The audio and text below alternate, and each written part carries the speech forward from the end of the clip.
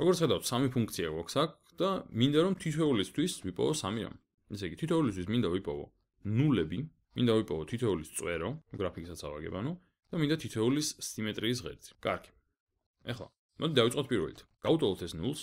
შეგიძლიათ სხვათა შორის დააპაუზოთ და თქვენ თვითონ სცადოთ ჯერ, არც ეგ იქნება ცუდი, ეგრე ზოგჯერ უფრო უკეთ ისწავლით. და ეხლა რა უნდა ვქნა აქ? ნუ მოდი ჯერ დავუმატებ 9-ს ორივე მხარეს, მაშინ მარცხნივ ექნება t-5 კვადრატში უდრის 9-ს. ეხლა კვადრატული ფესვი უნდა ამოვიღო, ანუ t-5 ტოლი იქნება ან 3-ის, იმიტომ რომ კვადრატული ფესვი შეიძლება 3-ს უდრიდეს 9-დან, ან -3-ის. ანუ t უდრის კი არა და t-5 უდრის -3-ს. ორივე შესაძლებელია. ანუ აქედან გამომდინარე t უდრის 8-ს, ან t უდრის 2-ს. ახლა თუ ეს არის ნულები, აი ამ ფუნქციის. მაშინ სად იქნება წვერო? ნუ ვიცი რომ ესე იგი t ღერძს ეს ფუნქცია კვეთს 2 და 8 წერტილებში, ანუ გადაკვეთს ესე, ხო? 2 და 8 წერტილებში.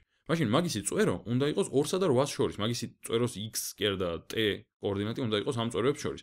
სხვაგანად რომ ვთქვათ, წვეროს კოორდინატები უნდა იყოს 8 + 2 გაყოფილი 2-ზე, რაც არის 5.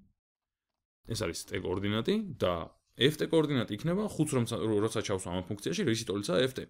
5 რომ ჩავსვამ, ეს გამინულდება და მართლაც თუ დავუკვირდებით, ანუ აი ეს ფორმა კარგად გვიჩვენებს, როდის უნდა გქონდეს მინიმუმი, იმიტომ რომ რაღაცის კვადრატი როცა გააქვს, უბრალოდ ეს გიმატებს ხო დადებით მნიშვნელობებს. ამიტომ როცა კვადრატი ნულია, მაშინ არის ეს უარყოფითი. და მართლაც 5 რომ ჩავსვამ, ეს 0 ხდება და -9 არის ft-ს მნიშვნელობა ამ დროს. ესე იგი, მე თუ ახლა ავაგებ აქ გრაფიკს, უცებ პატარა სკეჩს რომ გავაკეთებ. ეს არის t ღერძი, ეს არის ft. მაშინ 2 და 8 ხომ არის? თქვათ აი აქ იყოს 2 და თქვათ აი აქ იყოს 8. ესე იგი 2 და 8 არის ეს წერტილები, სადაც გადაკვეთს ფუნქცია და ქვემოთ -9, ცოტა დავაგრძელებ ამას.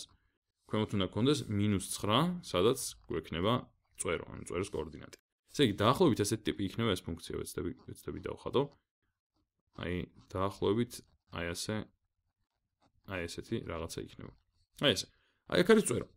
აი გვაქვს წვერო.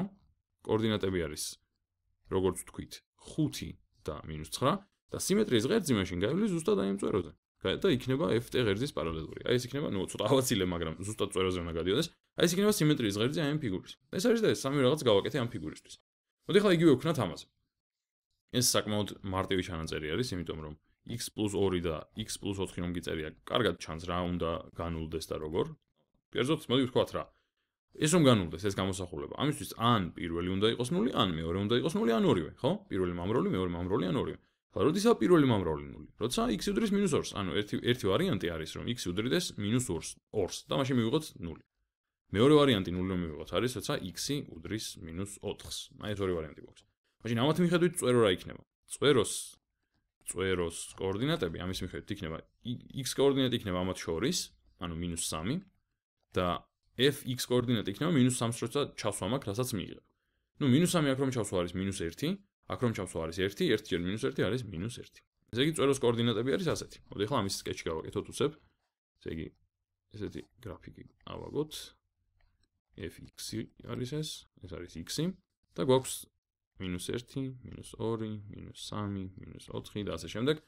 -1 და -3 არის ის -2 და -4 არის უფრო სწორედ ის წერტილები, სადაც ფუნქცია გაივლის, ანუ ფუნქცია რასაც გადაკვეთს. ასე და აი ასე. ხო? ეს არის ის წერტილები, სადაც გაივლის და წვერო მოდი ამასაც აღნიშნავ ბარემ. აი გვაქვს -1, ეს არის -1 და წვეროს კოორდინატები არის 3 და -1. ესე იგი გამოდის, რომ ეს -3 და -1, აქ არის -3. ესე იგი რაღაცა ესეც იზამს ჩვენი გრაფიკი. აი ასე.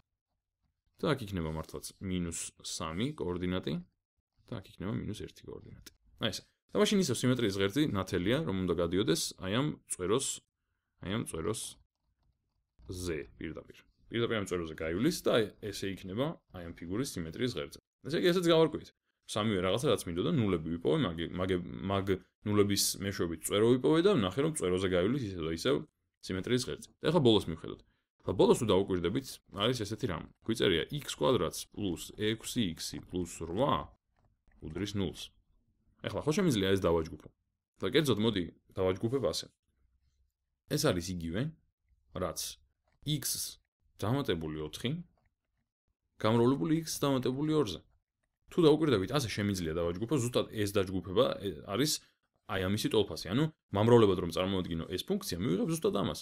ანუ გამოდის რომ აქ რა ფუნქციას მიწერია, ზუსტად იგივე მიწერია, აქაც უბრალოდ სხვაგვარი ფორმით, ასე რომ პირდაპირ აი ეს ვარიანტი ზუსტად ასახავს აი ამ ფუნქციას და შესაბამისად ამ ფუნქციის გამოკვლევა აღარც კი გვიწევს.